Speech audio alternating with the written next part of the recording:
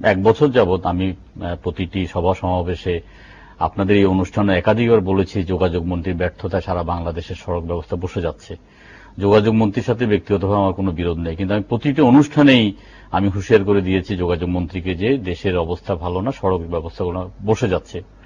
ঢাকা চট্টগ্রামের রোড যেখানে 4 থেকে 5 ঘন্টায় আসা যাওয়া করা যেত সেটা প্রায় 20-24 ঘন্টা, কখনো 26 ঘন্টা, 28 ঘন্টা, গত 2-3 ঈদের মধ্যে দেখেছেন মানুষজন রাস্তার মধ্যে ঈদ করেছে। এটা কিন্তু একদিনের ঘটনা নয়। গত 3 মাস যাবৎ অসংখ্য জাতীয় দৈনিক পত্রিকা লিড নিউজ করেছে সড়ক মহাসড়কের বেহাল দশা, কিন্তু আমাদের যোগাযোগ মন্ত্রী এমন নিলিপ্ত, এমন আপনার প্রফুল্ল চিত্তের লোক, এমন হাসি খুশিতে তিনি থাকেন, এই ছোটখাটো দিকে সড়ক মহাসড়কের দিকে ওনার নজর নেই।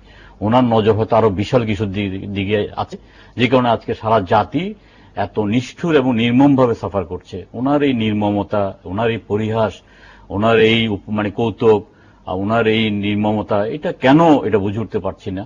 এটা বুঝার আমার শক্তি নেই। ব্যাপারটা কোথায় এটার অন্তর্নিহিত রহস্য।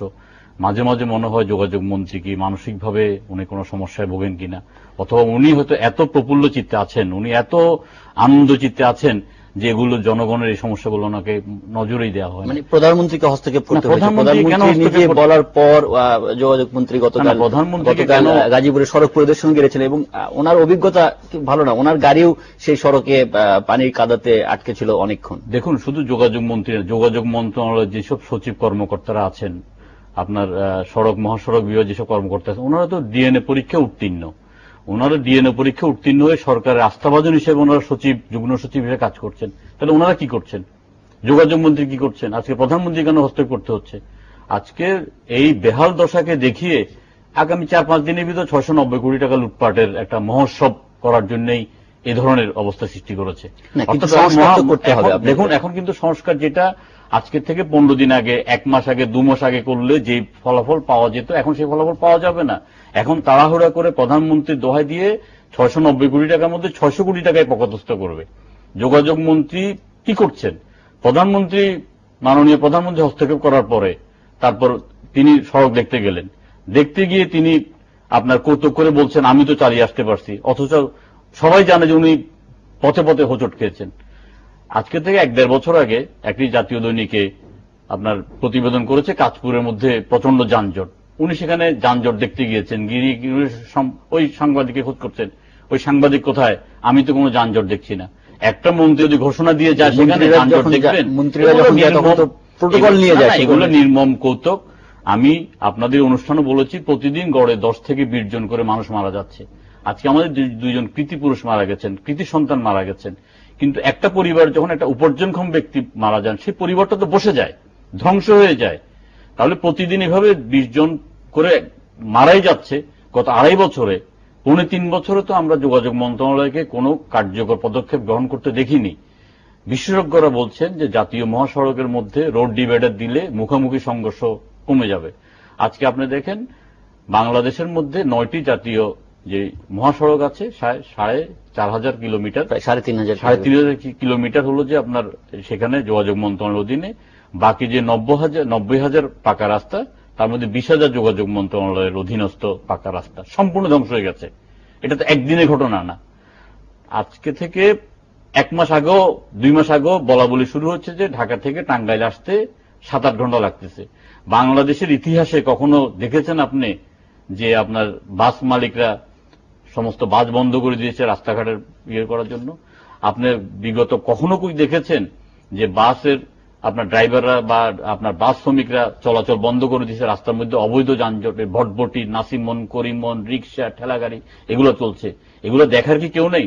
ঢাকা চট্টগ্রাম রোডের মধ্যে ঠেলাগাড়ি চলে, গরুর গাড়ি চলে, রিক্সা চলে, সাইকেল চলে, অটো রিক্সা চলে, ভটভটি, নাসিমন, করিমন, অসংখ্য যানবাহন। এই দেশটা কি একদম আল্লাহর হস্তে চলতেছে দেশটা? কেউ দেখার নাই? এভাবে তো একটা দেশ চলতে পারে না।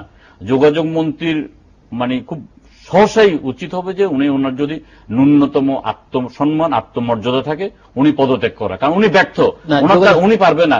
দেখেন, আমাদের একটা কথা আমরা বলি যে হাল চাষ করতে হলে অন্তত দুর্বল হলেও কিন্তু গরুর প্রয়োজন, ছাগল দিয়ে হাসপাতাল করা যাবে না। যোগাযোগ মন্ত্রীর পদত্যাগের কথা আপনি বলছেন, কিন্তু গত কয়েকদিনে বিশেষ করে এই মানিকগঞ্জের দুর্ঘটনার পর আমাদের যে 2 জন কৃতি সন্তান চলচ্চিত্র নির্মাতা তারেক মাসুদ এবং এটিএন নিউজের সিইও মিশুক মুনীর মারা যাওয়ার পর যে আপনি দেখেছেন তাদের শেষ শ্রদ্ধা জানানো থেকে শুরু করে শেষকৃত্য দাফন অনুষ্ঠান পর্যন্ত মানুষের প্রতিক্রিয়া, যে ক্ষুব্ধ প্রতিক্রিয়া, ওখানেও দাবিটা উঠেছে। কিন্তু আপনি বলবেন যে যোগাযোগ মন্ত্রীর পদত্যাগ কি এই সমস্যার সমাধান? অবশ্যই সমাধান, কারণ যোগাযোগ মন্ত্রী সম্পূর্ণ ব্যর্থ। তিনি তার মন্ত্রণালয়কে চালানোর জন্য ন্যূনতম কোনো যোগ্যতা নাই। আমরা গত 2.5 বছরে দেখেছি যোগাযোগ ব্যবস্থা ধ্বংস হয়ে গেছে, রাস্তাঘাট ধ্বংস হয়ে গেছে। গত 2.5 বছরে একটা ট্রেনও সময় মতো ছাড়ে না, সময় মতো পৌঁছে না। আপনি রেল স্টেশনে গিয়ে দেখেন বেহাল দশা। অর্থাৎ এখানে কোনো মনিটরিং নেই, এখানে কোনো আপনার কর্তৃত্ব নাই, এবং সমস্ত প্রশাসন জেনে গেছে যে এই যোগাযোগ মন্ত্রী এদিকে নজর নেই। ওনার নজর অত্যন্ত উচ্চতে এবং ওনার ক্ষমতা অনেক বেশি, যে কারণে কেউ কোনো কাজ করছে না। আমি আরেকটা কথা আপনাকে বলতে চাই, যে আমি তো আরেকবারও বলেছি যে এখানে সচিব হইতে আরম্ভ করে যারা আছেন ওনারা তো ডিএনএ পরীক্ষা উত্তীর্ণ, তাহলে ওনারা কাজ করছেন না কেন? যোগাযোগ মন্ত্রী সেই যোগ্যতা নাই ওনাদেরকে দিয়ে কাজ করানোর জন্য। যোগ্যতা নাই বলে আজকে সমস্ত জাতি আছে কিন্তু একমত। এইভাবে আর কখনো কোনো মন্ত্রীর বিরুদ্ধে সারা জাতি এইভাবে ফুঁসে উঠে নাই।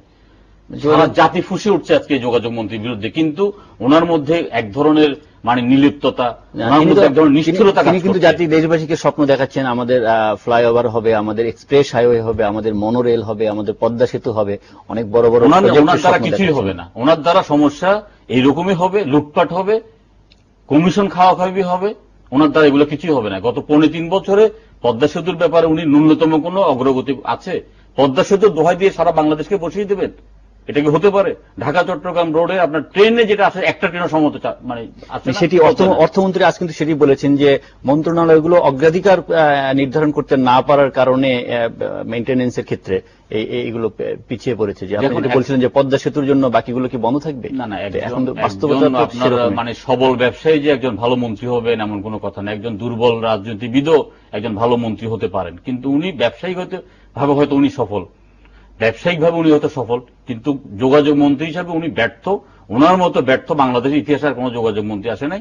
মানুষকে আর কষ্ট না দিয়ে আর লুণ্ঠনের একটা রাস্তা করে না দিয়ে উনি চলে যাওয়া দরকার। মাননীয় প্রধানমন্ত্রী হস্তক্ষেপ করার পরেই কেন ওনাকে ওনার বোধোদয় হবে? উনি কেন তারপর রাস্তা দেখতে যাবেন? আমি এর আগেও বলেছিলাম যে আপনার মাননীয় প্রধানমন্ত্রী বিরোধী দলের নেত্রী মিরসরাই এই দুর্ঘটনাতে যেতে পারেন, কেন যোগাযোগ মন্ত্রী গেলে সমস্যা কি ছিল? উনি তো একজন ধনাঢ্য ব্যক্তি। মিরসরাইতে যেসব ছেলেপেলে মারা গেছে অত্যন্ত গরিব, নিম্ন মধ্যবিত্ত গরিব ঘরের আপনার সন্তান। কই উনি তো ওনার সেই বৃত্ত দিয়ে উনি তো এখানে ওদের পাশে দাঁড়ায়। ওনার বৃত্ত নাই, বৃত্ত আছে, ওনার চিত্ত নাই। ওনার দ্বারা হবে না। যত তাড়াতাড়ি উনি চলে যাবে ততই মঙ্গল। আমি আপনার এই অনুষ্ঠানের মাধ্যমে ওনার কাছে অ্যাপিল করব যে ওনার যদি আত্মসম্মান থাকে, আত্মমর্যাদা থাকে, দেশের প্রতি যদি ওনার কোনো দরদ থাকে, তাহলে উনি পদত্যাগ করে চলে যাওয়াই জাতির জন্য মঙ্গলজনক হবে। শাহাদাত হোসেন সেলিম, আমরা আবার এই প্রসঙ্গ নিয়ে আলোচনা করব। আমরা একটু বিরতিতে যেতে হবে। দর্শক আমাদের সঙ্গেই থাকুন।